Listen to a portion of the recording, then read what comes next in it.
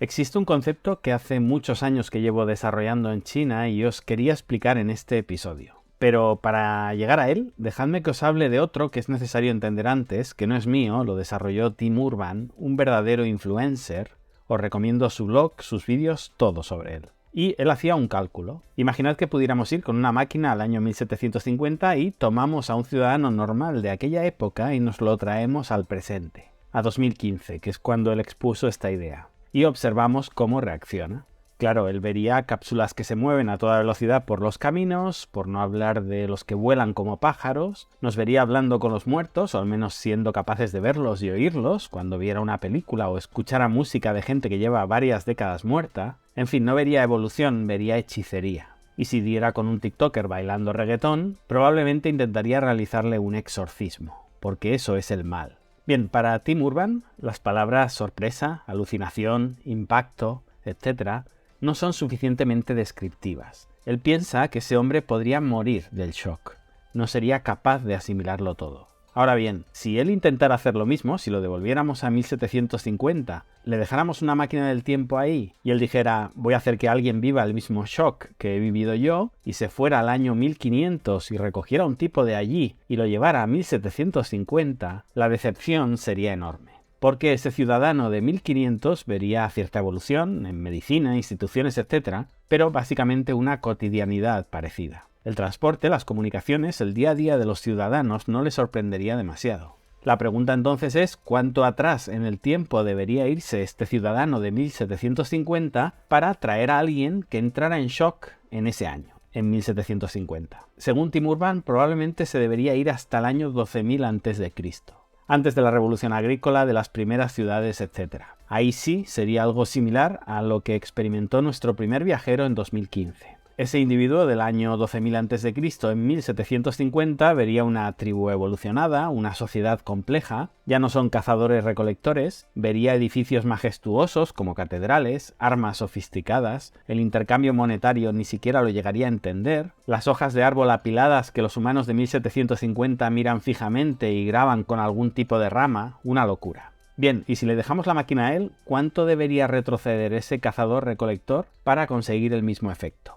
De nuevo, según Tim Urban, más de 100.000 años. Para quedar en shock con el lenguaje, con el dominio del fuego, aunque ahí tengo mis dudas, no creo que eso fuera tan chocante, eso sería lo equivalente a educar a un niño. Creo que ya no hay un punto anterior porque más atrás trataríamos ya con animales, simplemente no tendrían intelecto, ni siquiera para interesarse en lo que les intentamos enseñar.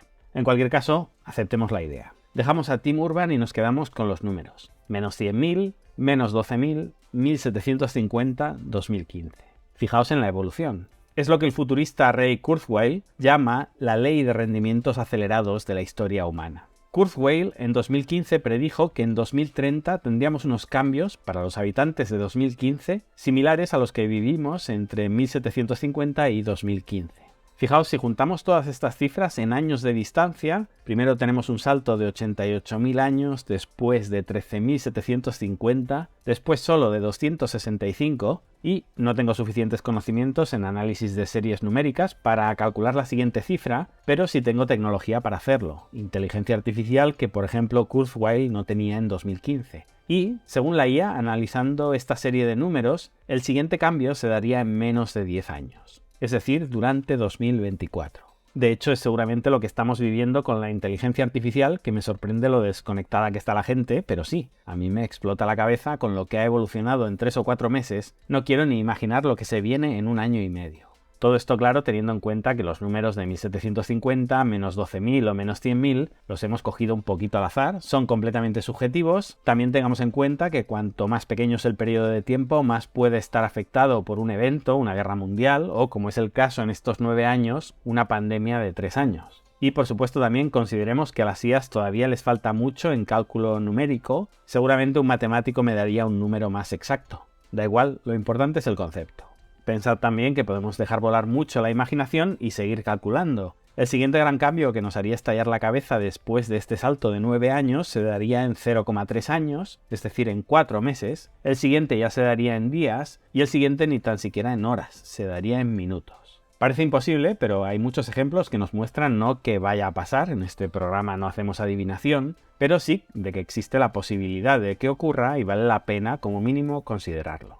Bueno, dejamos a un lado a Urban y a Kurzweil y vamos con Adrián Díaz, que para esto me pagáis. ¿Cuál es el concepto que os quería transmitir y que llevo desarrollando casi desde que llegué a China? La idea viene de cuando empecé a visitar fábricas que veía que intentaban no explicarse entre ellas lo que estaban inventando por miedo a las copias, pero a mí como cliente o como posible partner para atraerles clientes sí me explicaban y lo que observaba allí era un crecimiento en muy diferentes direcciones. Me di cuenta que en el pasado evolucionábamos de manera más o menos lineal, hoy lo hacemos en paralelo. Me explico. Antes los inventos se colocaban unos encima de los anteriores. Es decir, alguien descubría que con una piedra podía hacer más daño a sus rivales que con sus manos, y como se apareaba más, pues la piedra se instauraba. Después alguien cogía una rama, un palo, y conseguía doblegar a la espalda plateada del pedrusco. El palo era una evolución. Quien afiló la punta del palo y se dio cuenta que no solo podía golpear, sino usarlo para atravesar el cuerpo de sus rivales, encontró un elemento diferenciador, una evolución. En cuanto afilaron más los palos, descubrieron que eran arrojables, lanzables, y eso te permitía eliminar rivales antes del combate cuerpo a cuerpo. Y de la lanza pasamos a las flechas, en fin. Esto pasaba hace 20.000 años, pero también ayer por la tarde, cuando descubrimos la pólvora para jugar y automáticamente la hacemos evolucionar como arma. En el argot cripto diríamos que la evolución ha sido una cadena de bloques. Cada vez que la humanidad descubre algo ya no puede descubrirlo, olvidarlo, como nos gustaría hacer con las armas nucleares, no. Una vez descubrimos algo, colocamos un nuevo bloque inalterable en nuestro conocimiento y los siguientes actuarán usando toda esa sabiduría anterior. La famosa frase «somos como enanos a hombros de gigantes». Bien, mi tesis es que el cambio más disruptivo que vivimos hoy es una metadisrupción. La disrupción de hoy no es el nuevo invento que nos hace evolucionar, la disrupción de hoy está en cómo evolucionamos. Ya no estamos en un blockchain, estamos en un parallel chain. Es decir, inventamos a tal velocidad que ya ni siquiera nos basamos en el conocimiento anterior para ello. Innovamos sin saber lo que innova el de al lado. Y eso para mí es clave en el mundo en el que me muevo, que es el empresarial. Las tecnologías crecen en paralelo sin compartirse información, en ocasiones por desconfianza, en otras simplemente por falta de tiempo, porque la evolución se nos ha ido de las manos, porque la velocidad de crecimiento es incontrolable. Y no lo digo en el mal sentido. Esto no es ni bueno ni malo, esto simplemente es. Incontrolable ya no por las personas o por las empresas, incontrolable ni siquiera por los gobiernos. Vemos que un invento relativamente reciente como es Internet desborda la capacidad normativa de los estados y llega la inteligencia artificial que es infinitamente más potente que el cambio que ha supuesto Internet en nuestras vidas y que va a explotarnos la cabeza en mucho menos tiempo. ¿Y qué pueden hacer los estados? Pues comprar palomitas y poco más. Esto tiene cosas positivas y negativas. Hay solapamiento de investigaciones, quizá, redundancias, pero a la vez vivimos en el mayor momento de creatividad de la historia, solo superado por el inmediatamente siguiente. Y el debate de hoy es si debemos dejar libre esa anarquía de pensamiento, corriendo el riesgo de que se solapen investigaciones en paralelo, dilapidando recursos, o que se dirija todo desde un ente planificador, corriendo el riesgo de que éste descarte, por error, proyectos interesantes. ¿Se hubieran acortado los tiempos si todos los países del mundo hubieran colaborado en una única vacuna? ¿O era mejor una competición desde diferentes aproximaciones? La idea aquí no es explicar que todo va a evolucionar muy rápido, eso ya lo sabemos, ya nos lo dicen todos los gurús. En lo que quiero centrarme es en esa idea de crecimiento en paralelo, parallel chain o bloques independientes. Cuando viajo a las fábricas con mis clientes y les enseñan lo que se está produciendo, lo que estará en los mercados en 1 o 2 años, intento que sean capaces de ampliar el foco y tomar mejores decisiones. Si habéis entendido los ejemplos anteriores, o que los carros de caballos fueron sustituidos por coches, los barcos de vela por barcos de vapor, hoy un invento no es sustituido por otro mejor, un upgrade. Puede ser, pero lo más interesante es que puede ser sustituido su uso social por otro concepto que nada tiene que ver con una evolución de lo anterior. El ejemplo que pongo siempre, basado en mi experiencia y el shock que me supuso, el concepto fundamental de este episodio es un caso real de hace algunos años. Visitamos una empresa que investigaba una nueva solución GPS absolutamente disruptiva, un nuevo software que mejoraría sensacionalmente nuestra experiencia en la conducción, y en la siguiente fábrica que fuimos a ver estaban desarrollando su versión del coche autoconducido, que no era una evolución de la conducción humana asistida por GPS, era directamente una sustitución del concepto de conducción. A esto me refiero. no estaban ganando a la empresa anterior gracias a inventar un producto más avanzado, estaban directamente dejando obsoleto el concepto de conducción y todas las investigaciones que estuvieran intentando mejorarlo. Esto se puede percibir en prácticamente todo tipo de industrias. Hay tecnologías que se están desarrollando hoy que no es que vayan a ser sustituidas por una mejor. No se trata de quién llega primero a ese nuevo punto crítico en la evolución, es que directamente van a quedar inservibles porque otro nuevo invento en otra dirección va a dejar obsoleta, inservible su propuesta. En una conversación con un patrono al que estoy mentorizando hablamos sobre las posibilidades en el tema del hidrógeno y esto sería un ejemplo fantástico. Si nos centramos en el campo de la movilidad, todavía estamos iniciando la revolución del coche eléctrico. Hay miles, si no cientos de miles de empresas por el mundo investigando baterías, componentes, etc. para implementarlas en el coche eléctrico y en paralelo hay una tecnología que puede ser disruptiva o no, pero en caso de serlo podría dejar inservible todo lo que hemos investigado hasta ahora en lo que se refiere a la movilidad eléctrica. Esto, ya digo, al menos en mi experiencia de campo en China, pasa en todas las facetas de nuestra vida hoy. Y alguien podría decir, esto ha pasado siempre. Mientras había marinos intentando optimizar el cabotaje en África para poder llegar a Asia cuando el Imperio Otomano nos bloqueó Constantinopla, en España planeamos disruptivamente llegar a las Indias por el Atlántico. Sí, el problema no es que existieran o no ideas disruptivas, eso siempre ha pasado. El tema es que antes ocurrían tan lentamente que daba tiempo a beneficiarse unas de otras, a complementarlas o a implementarlas por encima como una cadena de bloques. Entre un viaje y otro a las Indias pasaban meses, cuando no años. No se reunían los exploradores de aquella época en una taberna todos los días con cientos de nuevas invenciones aplicables. Se reunían cada ciertos meses, en ocasiones sin nada que contarse. Es curioso cómo en la era de la información pensaríamos que teniendo todo el acceso a esa información estamos más informados que nunca. Y sí, este es uno de los takeaways de hoy, en números absolutos tenemos infinitamente más información que los tipos más informados del siglo XV, pero en números porcentuales nunca hemos estado tan desinformados con respecto a la información existente, por el simple hecho de que es físicamente imposible absorber, ni siquiera valorar y descartar ni un 0,001% de la información que se genera cada segundo. Hace unos días me reuní con 2 extranjeros más en Shanghái, ambos con más de 20 años de experiencia viviendo en China, y nos pusimos a compartir novedades y nos sorprendíamos los unos a los otros todo el tiempo. Lo que teníamos para compartir, ignorado por el resto, excedía con creces las horas que teníamos para compartirlo. De hecho, podríamos estar días y días y no lograríamos actualizar a los demás. Todo esto entre profesionales con una experiencia brutal. Ya os digo, yo era con diferencia el que menos tiempo lleva en China. Imaginad todo el contenido intelectual que circula, que nadie está documentando, simplemente porque no nos da la vida para hacerlo. Pero no hace falta que nos vayamos tan lejos. Cuando éramos pequeños, todo el mundo había visto todas las películas del momento, habíamos escuchado todas las canciones exitosas. Hoy es literalmente imposible. Se generan permanentemente libros, cine, música, etc. en paralelo que jamás llegaremos a ver, a leer o a escuchar, y todo ese contenido no se está nutriendo el uno del otro, volviendo a esa cadena de bloques. Se genera en paralelo anárquicamente.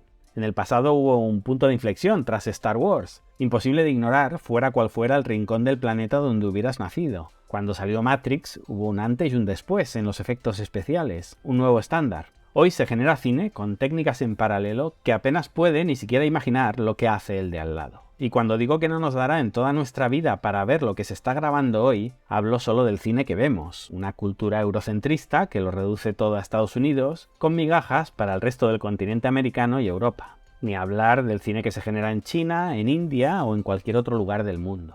Lo mismo para TikTok. Si se suben 3.000 millones de minutos de vídeo al día, solo en TikTok, si le dedicáramos 1 hora al día a TikTok, de media, todos los días de nuestra vida, ojo porque no es poco, todos los días, estemos enfermos, de viaje, el día de nuestra boda, todos, tardaríamos 137.000 años en ver todo lo que se ha emitido hoy en TikTok. Ni hablar de las otras plataformas. Esto tan visualizable en lo que son redes sociales, donde somos conscientes de que no vemos ni una billonésima parte de lo que se genera y ya aceptamos que alguien, en este caso un algoritmo, filtre por nosotros, ¿somos capaces de extrapolarlo a la producción industrial para entender lo que se nos viene? O mejor dicho, quizá para aceptar que no podemos entender lo que se nos viene. La idea no es enfatizar que se están creando muchísimas cosas, la idea de este episodio es que veamos lo que significa la evolución en paralelo, absolutamente disociada de la evolución de mi competidor, que rompe esquemas y no nos permite prepararnos para defendernos, para mantener nuestra posición como emprendedores, como trabajadores o simplemente como seres humanos.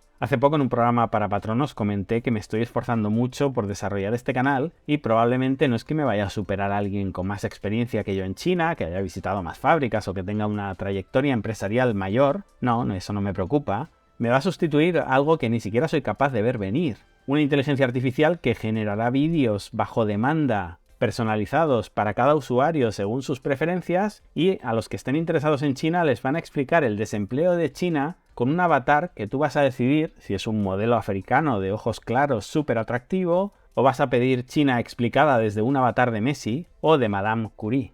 Ya estamos viendo, por ejemplo, cómo la justicia, quizá los jueces, los abogados, etc., van a ser sustituidos por una inteligencia artificial. Esto va a afectar a todos los niveles, desde las monedas nacionales, la seguridad nacional, la salud, la educación, todo. Hay una explosión de servicios y productos que no son una evolución de lo anterior, sino que dejan obsoleto el concepto anterior de uso de los productos previos. Otro ejemplo que he usado anteriormente en mi canal ha sido en referencia a la robotización y cómo estas van a variar el mapa de clústeres productivos a nivel mundial, ya que durante siglos el comercio ha sido un equilibrio distancia-coste. Cuánto me alejo para producir barato versus cuánto me acerco para servir rápido.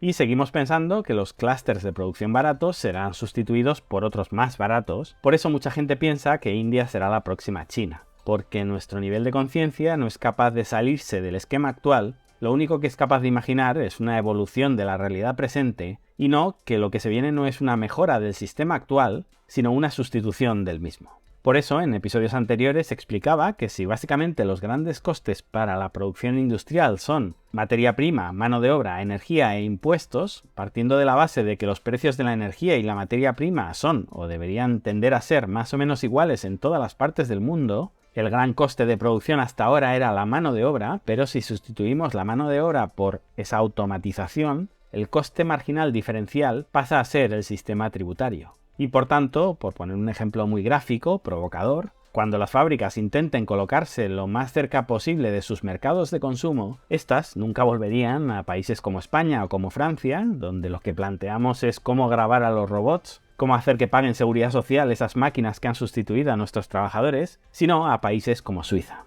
Y quizá alguien con un nivel de conciencia superior pueda pensar que el que vea a Suiza sustituyendo a China porque ya no se va a priorizar la mano de obra barata sino la tributación, no tiene la mente suficientemente abierta como para entender que el siguiente gran cambio disruptivo será la autoproducción a través de impresoras 3D, para el que ya no será importante el debate sobre los impuestos sino la logística para acercar las materias primas a cada hogar, o en todo caso un debate sobre energía. Y si seguimos hacia adelante, como decíamos, el siguiente cambio se dará en días, horas o minutos. Y si todavía no os he perdido, sigo. Cuando me preguntan qué activo le dejaría a mis hijos como herencia, los que creen tener la mente suficientemente abierta como para creer en el Bitcoin, les suelo responder que les dejaría una educación basada en el espíritu crítico y al menos un par de pasaportes. No intento sabotear la discusión, intento pensar fuera de la caja. Porque una idea que he ido desarrollando en estas 2 décadas de viajes es que en algún momento no nos dejarán viajar.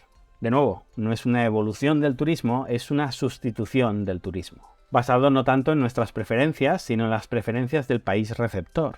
Y debo admitir que cuando hablé esto por primera vez jamás pensé que los estados lo aplicarían tan rápido como lo hemos visto durante la pandemia. Lo imaginaba unas décadas después, viendo la evolución autárquica hacia la que vamos. Nunca pensé que los estados serían capaces de cerrarse completamente de forma inmediata y sin apenas protesta social. No, mi análisis iba más centrado en el enriquecimiento de todos los países gracias a la robotización, inteligencia artificial, etc. En una palabra, la singularidad. Y si todos somos ricos, ¿por qué iba a compartir mi país? ¿Alquilarte un pedacito de acera mirando a la Alhambra o a la Sagrada Familia si no tienes nada que ofrecerme? O mejor dicho, si lo único que puedes ofrecerme es dinero. Bueno, es un tanto distópico, lo estoy resumiendo aquí, pero vamos, esto ya ha pasado. Es decir, si todo plan se mide desde los criterios de deseabilidad y factibilidad, lo que estaba en duda en todo caso en mi teoría era su factibilidad. Ahora ya sabemos que es factible técnica y logísticamente, quedamos pendientes del momento en el que sea, por desgracia, deseable. Y ahí veremos, si no hay otro cambio disruptivo superior, las ventajas del que tiene 2 pasaportes por encima del que tiene propiedades en 2 países pero no puede moverse entre ellos. En fin, aunque intento irme más lejos en el tiempo, entiendo el debate sobre la independencia financiera. No nos podemos centrar solo en planear el mañana porque en el mientras tanto los estómagos siguen demandando alimento y tenemos que sobrevivir todos los días, pero sí me sorprende la escasa planificación del ciudadano medio, al menos el que se lo puede permitir. En fin, mucho para debatir aquí. El problema es que ya no hablamos del mundo que le dejaremos a nuestros hijos o a nuestros nietos, hablamos del mundo en el que tendremos que vivir y trabajar, los que tenemos menos de 40-50 años, es decir, no estamos teorizando sobre coches voladores en el siglo XXII o si colonizaremos Marte, estamos intentando prepararnos para entender cómo será nuestra vida durante nuestra etapa laboral. Imaginad los chavales más jóvenes. El otro día, en una mentoría, en un brainstorming, llegamos a la conclusión de que había que dejar de enseñar a los niños a escribir a mano, caligrafía, había que dejarles de enseñar matemáticas avanzadas y un montón de asignaturas intocables, absolutamente inútiles, o mejor dicho, infinitamente menos relevantes que lo que en realidad necesitarán para el futuro, porque no hay tiempo material para todo lo que tienen que aprender y, objetivamente, para agregar contenido hay que descartar contenido. Desgraciadamente no estamos preparados para esta discusión, por eso el shock se producirá dentro de nuestra vida. Si todos estuviéramos de acuerdo ya habríamos evolucionado, pero analizamos el futuro con información del pasado. Y estoy seguro que muchos no estaréis de acuerdo con lo que acabo de decir. De la misma forma que el tipo aquel del 12.000 a.C. nos diría que está muy bien que enseñemos filosofía a nuestros hijos, pero no le cabe en la cabeza que no les estemos enseñando asignaturas básicas para su existencia, como son cazar, pescar o crear su propio fuego. Y os cuento algo, y es una de las razones por las que hoy me he decidido hablar de esto. Más del 90% de mi tiempo de trabajo en los últimos meses ya no tiene que ver con búsqueda de proveedores, negociaciones, etc. Eso ya lo puede hacer mi equipo. La mayor parte de las reuniones en las que me veo son consultoría estratégica. Término demasiado manoseado que ya no dice nada y que se atreve a ofrecer un niño que lleva 5 años en China y vuelve a España y se siente un tuerto en el país de los ciegos. No, bajándolo a tierra, lo que me piden mis clientes es un plan B, porque todos los días tienen este tipo de interrogantes. Fijaos que lo que estamos haciendo ahí es una gestión de riesgos, algo que la mayor parte del público ni se plantea. Hace 10 o 20 años, las personas que creían avanzarse más a las discusiones futuras se planteaban cómo protegerse ante un posible fallo del sistema público de pensiones. Hoy ese debate me parece completamente obsoleto, es demasiado básico, y probablemente los debates que tengamos hoy queden obsoletos en unos pocos años, esperemos ojalá que no sea en unos pocos meses. Paro aquí, se me calienta el procesador y necesito ventilarme, os leo en los comentarios y me despido hoy con un proverbio chino que muestra muy bien esa idea de tomar acción, tomar las riendas de nuestra existencia en lugar de simplemente quejarnos por lo que nos sucede, por lo que otros deciden hacer con nuestra vida. Es mejor encender una vela que maldecir la oscuridad. Gracias y hasta pronto.